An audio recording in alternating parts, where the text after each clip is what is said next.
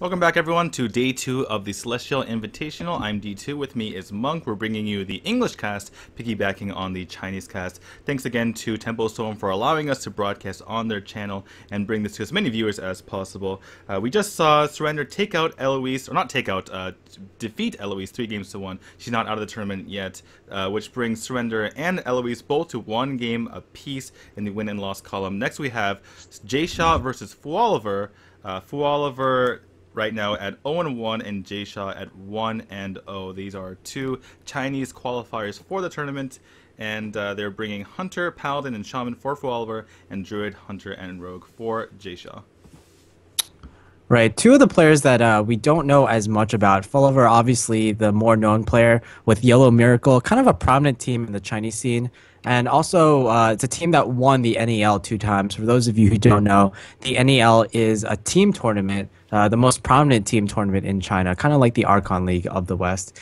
And we're seeing his 2 decks right now. It looks to be a really interesting mech shaman, kind of like a mid-range paladin with secrets. So a mid-range secret paladin and face hunter, good old face hunter.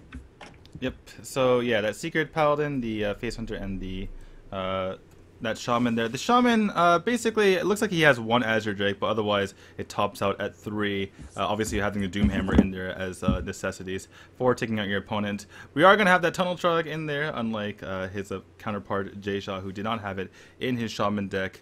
And yeah, we'll see how these aggressive decks work. Basically, the slowest deck in his lineup is going to be that Secret Paladin, which is pretty comical if you think about it. And yeah, we're going to be having fast matches. This is pretty typical of the Chinese meta. A lot of decks that they like to play are a bit faster, like the Face Hunter, like the Shaman. Although pretty much everyone has brought a faster Shaman, except for, who was it, Blue yesterday, who had a Control Shaman.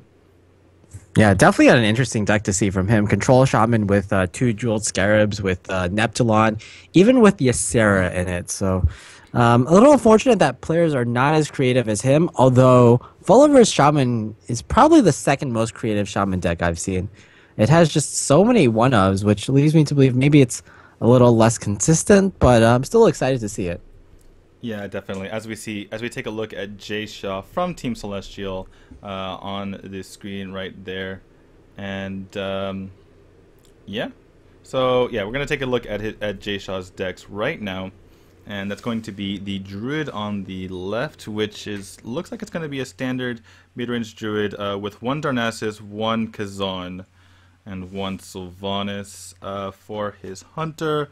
Looks like it's a Face Hunter with the Argent Horse Riders, and lastly the Rogue, which looks like a fairly standard Rogue with 1 Healbot and 1 Big Imp Hunter. So yeah, what do you think about that? Very standard decks. For Face Hunter, it looks like he has the Argent Horse Riders, whereas Fuoliver does not. So oftentimes in Face Hunter, it's going to be about board control, even though there's 2 face decks. What usually happens is 2 face decks usually battle for board control. So I think the Argent Horse Riders will help with that. On the other hand, though, there's a Flare in Fuoliver's deck. So again, that might just be the key difference. Flare and Explosive Trap in the Face Hunter mirror is so huge. Yeah, Flare, obviously, it's a double-edged sword, though, because, I mean, it can be so good if you get rid of a trap and draw a card, but at the same time, it can be so bad when it's completely stuck in your hand as a dead card against, you know, maybe a deck that doesn't have traps in it, or secrets in it, excuse me, or, you know, even if your opponent has these secrets in it, sometimes it can just be something that you never get to use. So all that aside, we're going to be having our first game, as you can see on the screen there, Fuoliver with his aggressive Shaman versus the obviously aggressive Face Hunter from Jiesha there. No 1-drop though, unfortunately for him, which could give Fuoliver the opening to start taking the lead here. Right, it's really key to curve out consistently well, especially if you're a Face Hunter. That 1-drop over the course of a few turns can put in so much damage. Not only that, but because Jiesha doesn't have a 1-drop, it allows Fuoliver to actually just go for the Whirling Zap-O-Matic, which will force Jiesha to use Quick Shot on his turn too. So just no matter what, Fuoliver will get the tempo advantage. throughout the rest of the game. Yeah, definitely. The only problem with this play is that, say, Jiesha plays the Night Juggler here, Fuoliver might have to float a mana just to play the Rock Biter to take it out. I was thinking maybe he could have gone for the Totem Golem and, maybe take out whatever comes out from Jiesha with that Rock Biter. But if it's something like a Haunted Creeper, obviously not something you can take out so easily. Looks like instead Jiesha doesn't want to be taking huge amounts of damage anytime soon, so gonna just take it out with the Quick Shot rather than play the Night Juggler. At least Ooh. in pre. Wow. Oh my god. He just saved himself 18 damage. Right. Oh my god. Good decision there from Jay Shaw. At least in pre TGT, Hunter was hugely favored against Mech Shaman. But now it's probably a little bit different, I want to say, just because of Tunnel Trog, it can get so much damage in. And also, I would say in the vast majority of cases, the turn one play is pretty gonna be huge for the Hunter, and Jay Shaw is already at a disadvantage. Although with this Misha, it's actually the best draw for him, Yeah, by or the far. best animal companion by so much. Usually Misha, sometimes it's the worst one Well, because yeah. oh, go ahead. Sometimes like Leok gets you extra damage. Sometimes Huffer always gets you extra damage actually. But Misha in kind of like a board control mirror, it's going to be really good. Yeah, if you're fighting for the board, Misha is by far the best early game. Late game, you typically want the damage, whether it be Leok or the Huffer. If you're really wanting to push the damage and your opponent is playing a class that's limited in removal, like for instance, you don't really want to get Huffer sometimes against Druid because they just keeper it down. So it really depends, but a lot of the time you're really happy with Misha early game.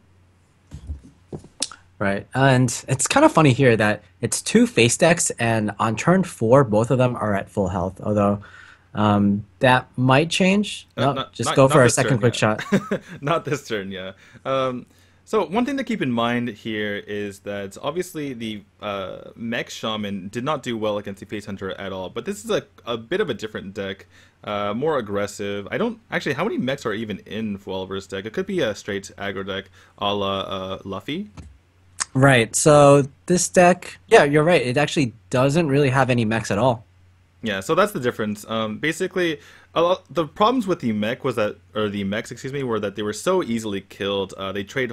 I mean, for instance, the Whirling Zap-O-Matic just trades horribly Right. into every single 2/1. Well, the Whirling Mathematics were in this deck, but other than that, there's no like Mech Warper, there's no Cogmaster. Yeah, Instead, there's cards like Tuskar Totemics, cards like Flame Tongue Totem, and it's more of just an overload based deck rather than a mech based deck. right. So that's that basically our long way of saying that this deck is a little bit different. So Fuoliver has a better chance of winning this matchup than he would have had it been a different deck.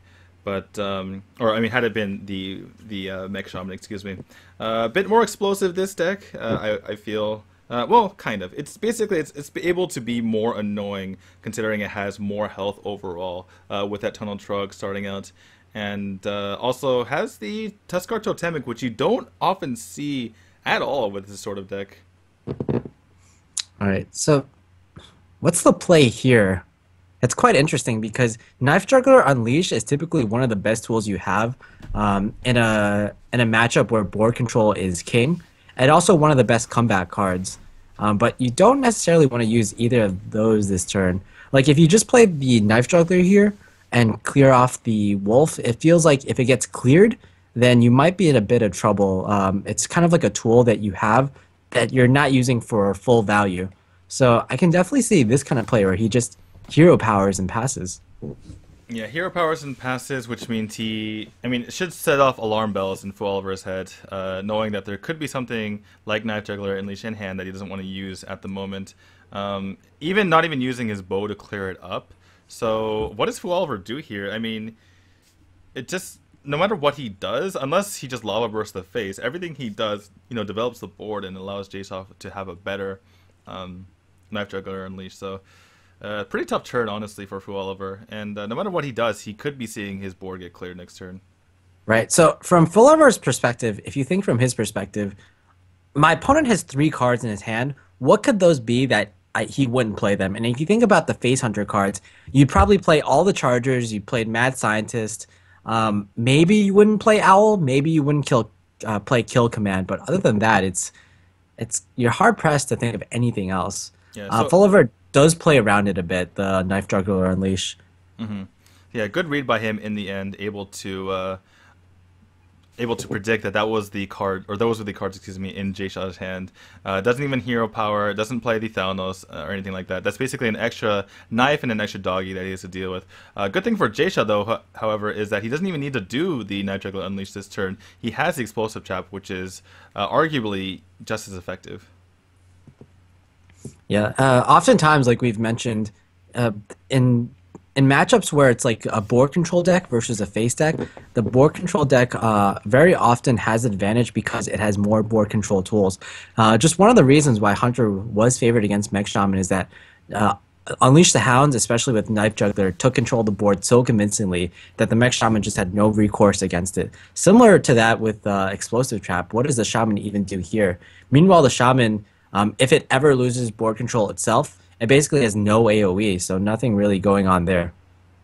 Yeah, exactly. So Fuoliver in a really horrible spot here because he can't just pass. I mean, Hunter eventually wins that game, right? Hunter can just keep hero powering you until you die, and like looks like he's going to set off this explosive trap, but it's going to be tough for him regardless because everything in his hand is just minions, and I mean he can play this Totem Golem, can play this Tuskar Totemic, but knows that the Knife Juggler Unleashed in hand, so I mean it might just be Totem Golem and pass.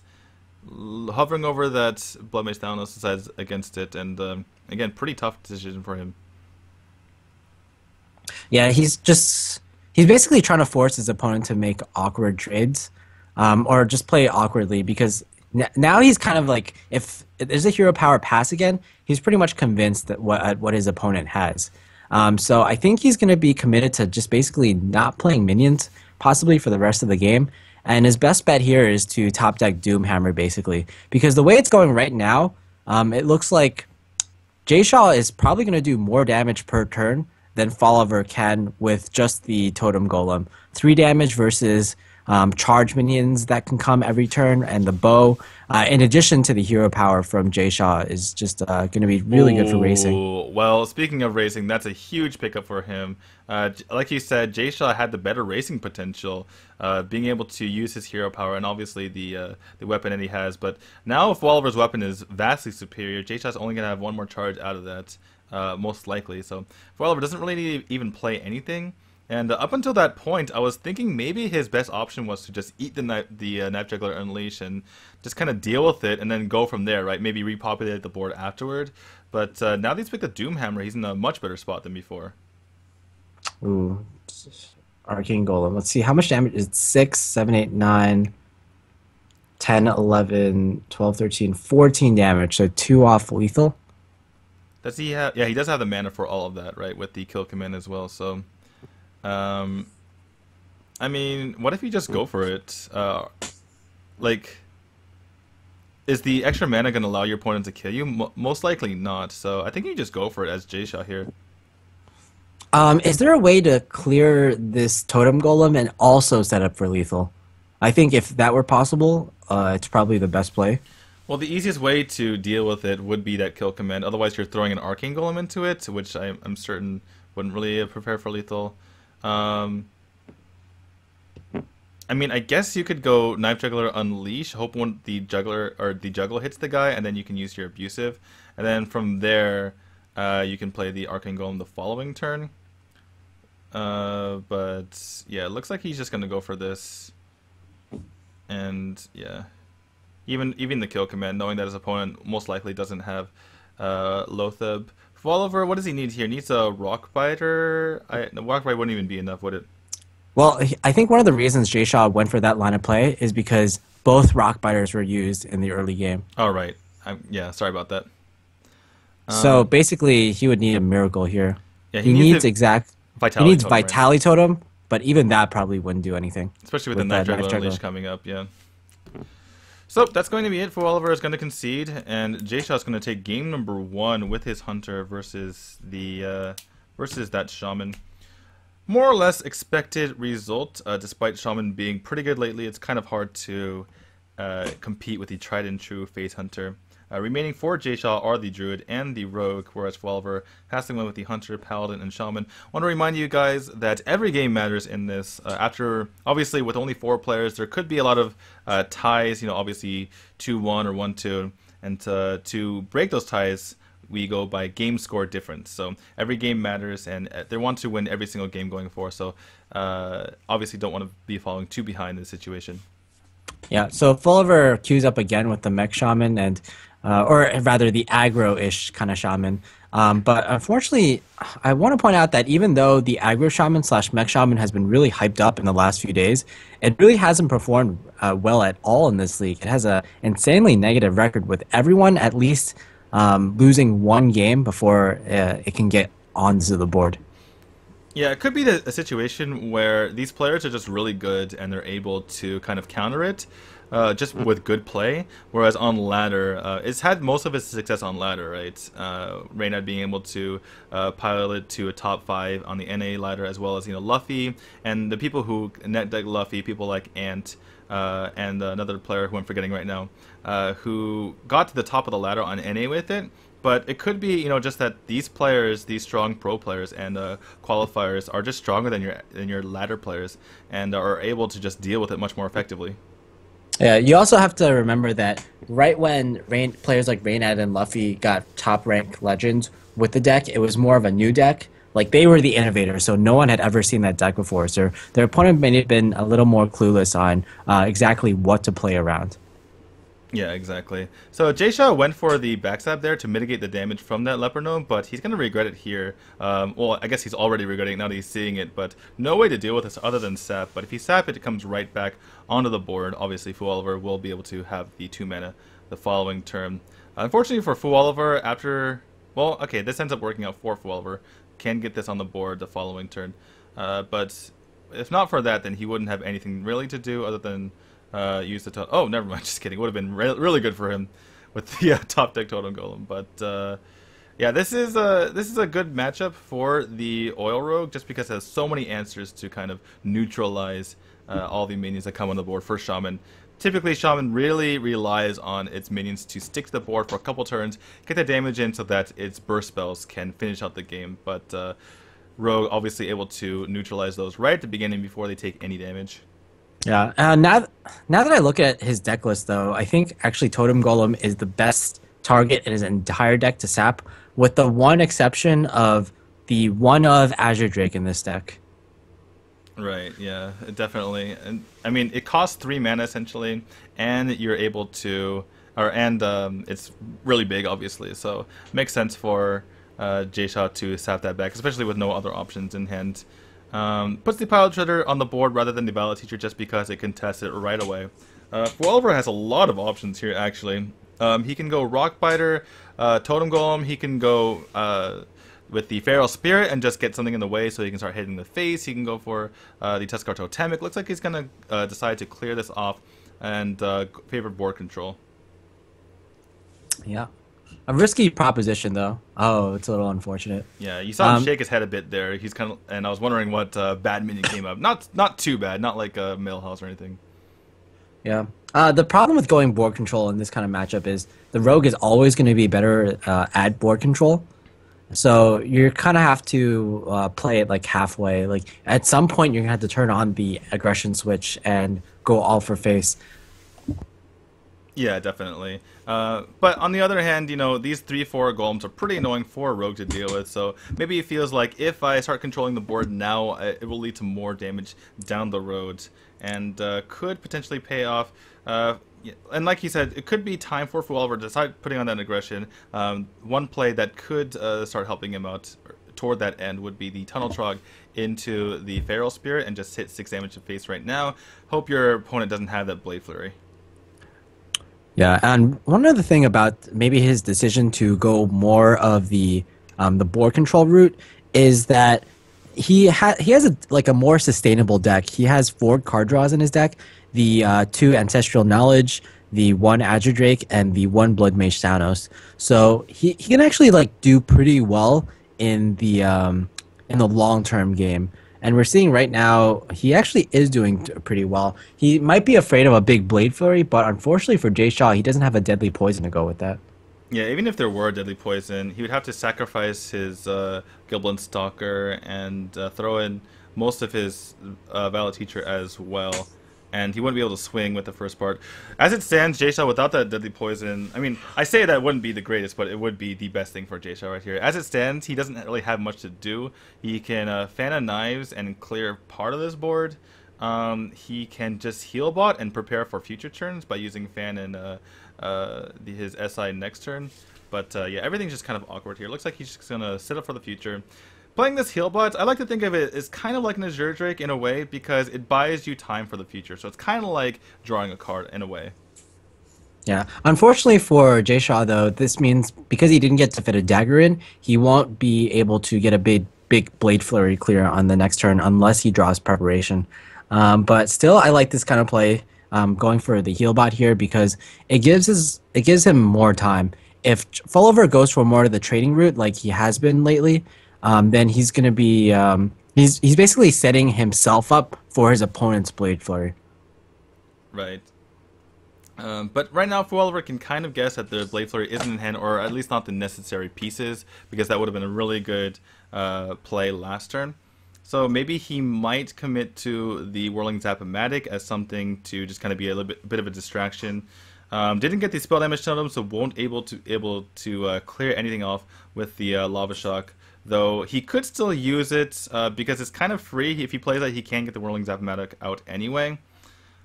He's trading his Tunnel Truck, interestingly enough. And looks like he's going to be just trading all the way, just to make sure that his Whirling Zap-O-Matic gets on the field. Ooh, that is... Oh. Wow. Okay, so... It's almost a board clear. I suppose... Yeah, I suppose what you do is just make a 3-1 at the end. You make a 3-1 Totem Golem at the end. So you backstab the Whirling Zap-O-Matic Fan, and then SI the Totem Golem. Even though it provides a good trade for your opponent, you're not too sad having your opponent trade into you, especially with the limited card draw that the Shaman has. Well, the other option is to keep the backstab here. I think that's also a viable option. Right. Yeah. Just go with that, and then use the SI just straight up. But yeah, it looks like he goes for the play I thought of in the first place. Yeah, definitely could have saved the backstab as well. I definitely agree with you. What did the backstab accomplish there? It basically dealt 2 damage to the Totem Golem. Right, right. Yeah, so maybe it would have been better to not use it. Spell damage totem, not what Fuoliver was looking for. Probably wanted a Manatee totem right there. It's still kind of alright from his perspective because he gets to Lava Shock the 3/3. Right. So that's pretty decent. And yeah, his opponent's gonna need some sort of AoE to clear, though we do see that he does have that in hand, speaking of Jiesha. Yeah. Just another scenario, like we mentioned, backstab didn't really accomplish anything here because the most likely play for Jiesha on the next turn is just to clear with the deadly poison, and backstab is probably one of your most important tools in the deck. Ooh. Oh, this is the funny thing about Rogue, right? You always want that dagger there just so you can make huge plays like this. Not having that 2 mana is really big. Would have been pretty huge to be able to just clear this board and get 2 1/1s out of it and develop the Violet Teacher. He could get really greedy and just play the Violet Teacher, dagger, deadly poison. But I mean, Jiesha's in a pretty commanding lead. I don't know if he realizes it, but he's in a pretty commanding lead because of obviously the Earthshock, in Fuoliver's hand. So almost no matter what he does, it should be okay. The biggest worry, I think, is that maybe his opponent develops something next turn that he can't deal with, but that's pretty unlikely. yeah. Typically, as the aggro shaman, you really want a lot of minions, and that's exactly what Fuoliver got. But unfortunately, he just hasn't gotten the burst to go along with that. He hasn't gotten the card draw either, and those are two of the things that he's kind of needed over the past few turns. Yeah, definitely. Doomhammer is one of the best things he could have gotten here, though. It needs to start getting that damage in. Just a random minion might not have been the best. Going to be dealing with his Violet Teacher, but there's no more healbots in Jiesha's deck, if I remember correctly. So maybe this Doomhammer will help him win in the end. I believe he's used 1 Rock Biter, is that correct? Yeah, he definitely used at least one rock biter. I don't believe he's used another one. I'm looking at this deck right now from Jiesha, and yeah, only one Earthring Farseer left. Right. So yeah, Jiesha is going to be running out of healing. However, he does have plenty of damage as we look at the two Tinkers in hand. Fuoliver likely going to be ignoring this Violet Teacher from now on. Picks up the Lightning Bolt, which is extra damage, which is nice. I imagine he's not too sad about that. Just wants damage spells from here on out. Picking up a Lava Burst here, Crackle there would be really nice to help him finish out the game before Jiesha can. Yeah, there is the option to Earthshock this Violet Teacher, but I don't think it's that big of a deal. There are rogue decks which run the Sludge Belcher, so you kind of want to Earthshock that. Also, oh, that's quite interesting. Also, Yeah, I was going to advocate for that I'm play not sure if actually. that was okay. The other problem is if you Earthshock the Violet Teacher, then you guarantee the Tinker Sharp Sword Oil on the Violet Teacher. So that Earthshocking the Violet Teacher could actually be bad for you. Alright, as you can see on the screen there, the one of Rockbiter left in the deck will be lethal for Fuoliver. And picks up a Lava Burst. Is that lethal? I think that is exact lethal even without the Spell Power Totem. So that's going to be it. Fuoliver, even though he got thwarted his board got thwarted, picked up the Doomhammer on time, able to get that damage in, and the aggressive Shaman is going to take an unfavorable matchup against the Rogue. And this series is tied 1-1. Yeah, I want to say that's a really strange game that we just saw. The aggro shaman kind of went for more of a board control style of play, and it worked out for him in the end. But I've just never seen a shaman quite trade like that, especially against the rogue. Yeah, I mean, basically what he was thinking about is that his hand didn't have too much burst in it. Had he had the burst in his hand, he might have started pushing for the face, but he started realizing that he needed his minions to go a long way, and with an all-minion hand, he figured that if you get some favorable trades, he can set up for a board where his future minions can survive onto the board, and from there he can push for more damage. Unfortunately, he got Blade Flurry, but fortunately for him, after that, immediately picks up the Doom Hammer to finish off the game, so in the end, works out for him. It's going to be now the face hunter of Fuoliver and going to be the combo druid of Jiesha. Right, so the one key card from Jay Shaw in his deck is the one Kazan Mystic that we saw earlier. Kind of an interesting tech choice to bring that. Unfortunately for him, he only is running one Darnassus Aspirant, so it's kind of like a double-edged sword there. Both of those cards are really great against the Hunter, but he just subs out one great card against Hunter against another one. So I wonder why that is, because it seems like the Kazan Mystic really fulfills a lot of the same purposes as the Darnassus Aspirant. Against Mage, it's really good against Mirror Entity, so is Darnassus Aspirant. Against Hunter, both those cards are just really good against Hunter in general because Darnassus deals with the early game, meanwhile Kazan is really good in the mid game. Right. Kazan obviously can steal something like the Explosive Trap, but if you're talking about Freezing Trap, you're perfectly fine with getting your Darnassus frozen back. You basically just get a Wild Growth in that situation. So, yeah, you're right. I typically tend to want the double Darnassus rather than having Kazan, if those are my options, but a lot of Chinese players want the opposite there. Looks like Jiesha had the opportunity to silence or kill, went with the kill. Definitely makes sense in that situation because the Explosive Trap represents 2 damage, while the Mad Scientist represented 3. Pretty annoying Misha coming up here. Going to be pretty annoying for Jiesha to deal with. Doesn't... I mean, he can kind of guess that this is Face Hunter right now because of the Glaive Zuka, at least, but not 100% quite yet. Sometimes you see Glaive Zuka run in hybrid or mid-range hunters. Right. So I mean, Jay Shaw didn't really have much of a choice whether to use the keeper or not the previous turn, but I think he feels more comfortable with using the keeper because he saw the Glaive Zuka. He knows, okay, it's less likely to be mid-range hunter, so I don't really need to save this keeper the Grove for Savannah High main later on. Yeah, definitely. And really, there's nothing for him to do that turn, so I support that play. For this turn, I imagine he's just going to ignore this board. No reason to trade into this keeper. Well, there's a slight reason, just to give a bad trade onto, or for the Pilot Shredder. But, I mean, he's pushing a lot of damage right now, and I believe this is the correct play. Jiesha does have those 2 heals in hand, but they cost a lot. A lot of lost tempo to get those on the board. Right. Um, yep. So Jiesha had the option to just go for Azure Drake last turn, but like you mentioned, he's just going for more of a strong play in order to deal with these minions. Oh, and it really pays off in spades because Taunt he is gets that cheap, right? Frostwolf grunt. Yeah. Oh my goodness. Yeah, so Jiesha, somewhat happy with that. Obviously, he can't attack the face, or else that guy goes away. But yeah, gonna be in a reasonable spot. Looks like he's gonna be favoring hero powering here, just so that he can get the extra health, kind of like a half warrior.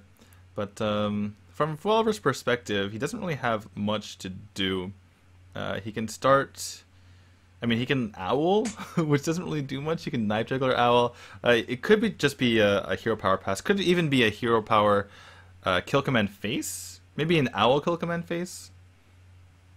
It seems a little inefficient because if you're playing the Owl and Kill Command, you're basically trading your hero power for two Yeah. extra damage on the Kill Command. Yeah, the reasoning behind obviously would be a mana consideration, right? You can't use all your mana in the following turns if you weave in hero power every single time.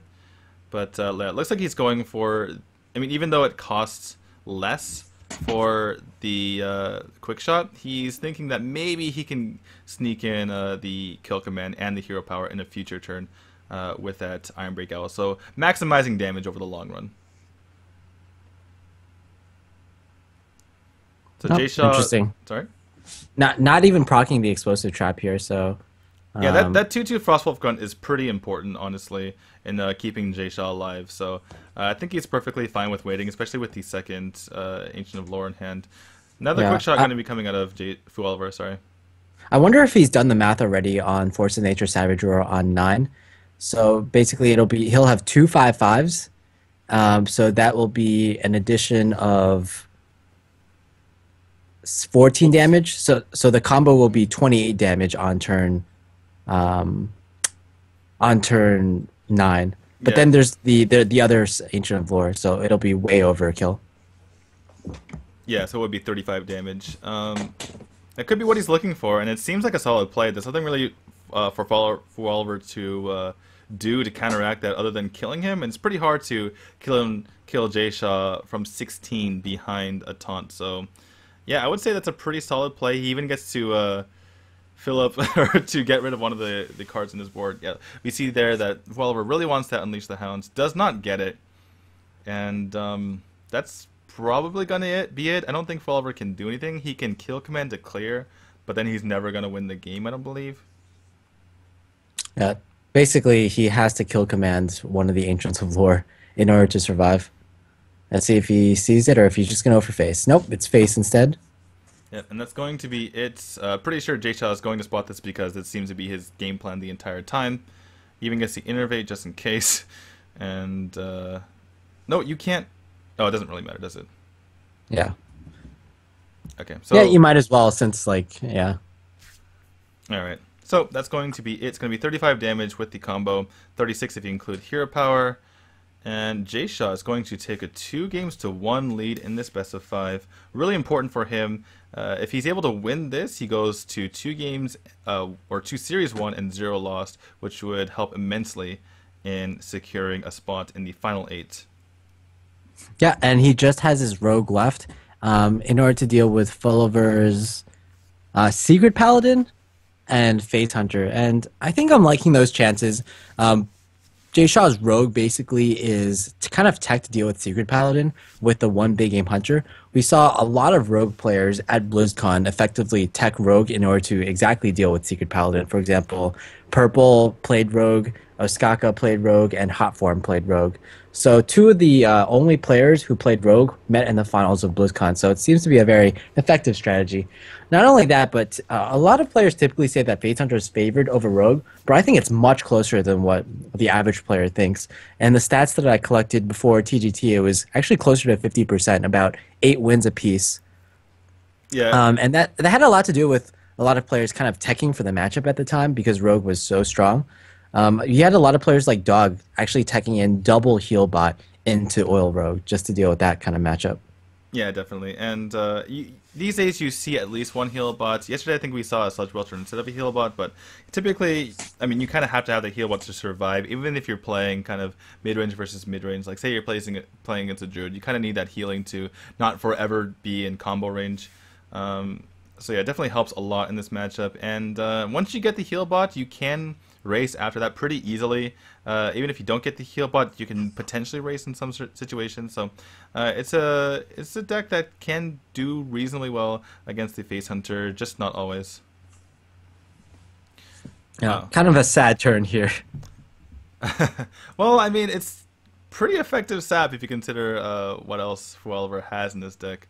Nothing else really that you want to sap. I mean, sometimes you even see the Leper Gnome getting sapped just so that the damage doesn't guaranteed get off.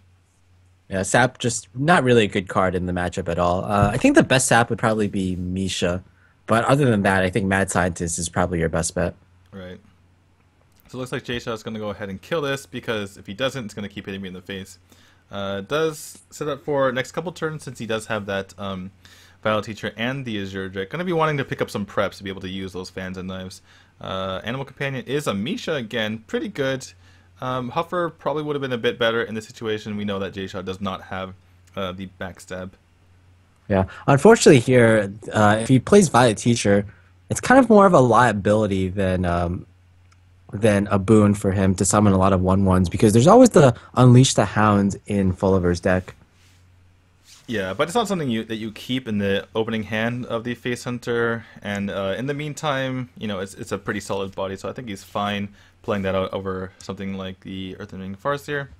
And Fuoliver this turn, he can just get rid of that Valor Teacher right away and still have mana left for that Leper Gnome, or he can just turn up the pressure.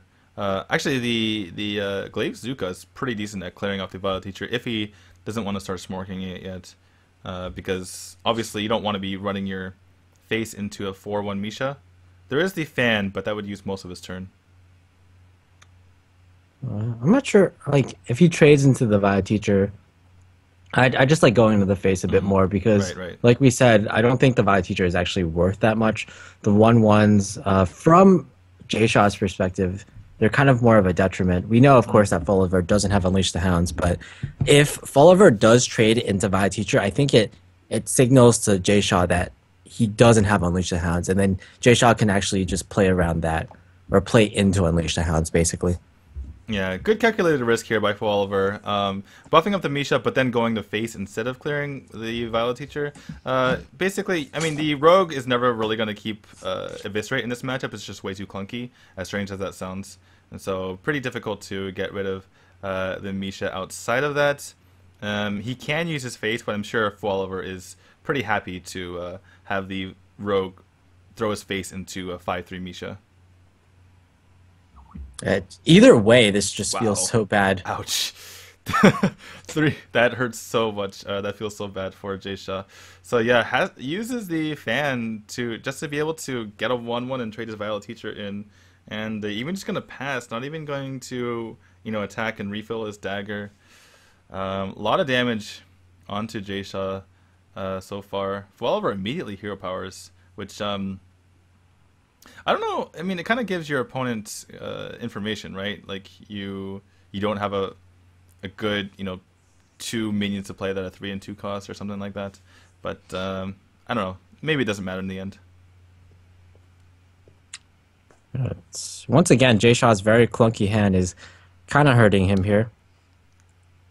He can play the Lotheb, probably survive a few turns, and then follow that up with the Earthring Farseer, but it doesn't seem like he really has much of a plan going on to the next few turns. There is the prep Tinker's Sharpsword Oil, but that still doesn't seem nearly enough, especially with the kind of hand that Fuoliver has.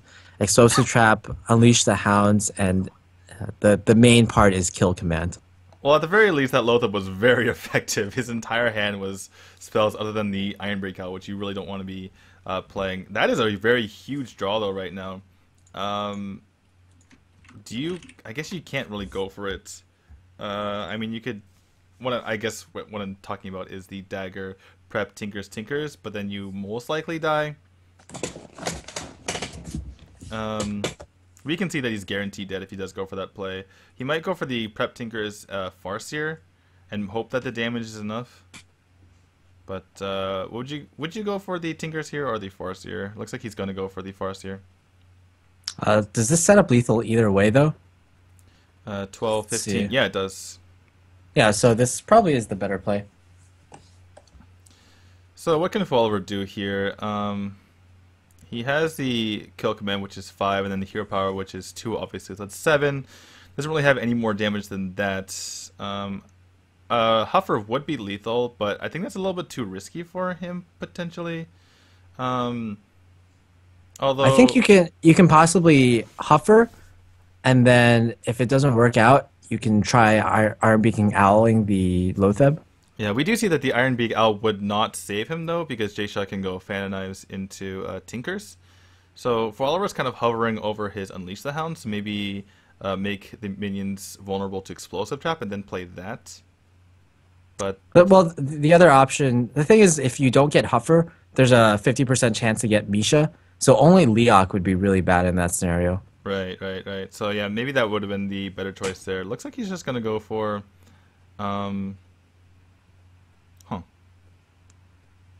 Okay, he's gonna owl the Lotheb. Is there still lethal here? He has 7 plus 8, 15. Yeah, he has lethal. With the he has to run in the Farseer so that it dies first, but he has guaranteed lethal because he gets 7 from the dagger and 8 on Lotheb. Oh, he has to run the Farseer first, yeah. Right, he sees it. Okay. Like, usually we say that players who play Rogue are very experienced Rogue players because it's such like a niche deck, but in this format, they might not play a lot of Rogue. They're just forced to play a Rogue because it's just the nature of this format. But Jiesha does play correctly, and he goes up to a 2-0 match score, which almost guarantees him to go to the next round. Yeah, pretty well played by Jiesha overall there. Just to update you guys, Jiesha did win 3-2 against Surrender earlier and 3-1 there, so really good position. It would take a lot for him to lose. He'd have to start out by losing 0 and 3 and then from there have some crazy stuff happen with the rest of the group. So most likely Jiesha is one of our qualifiers for the next round. And the next match we will see if Jiesha can cement his place in the top 8 as he goes against Eloise.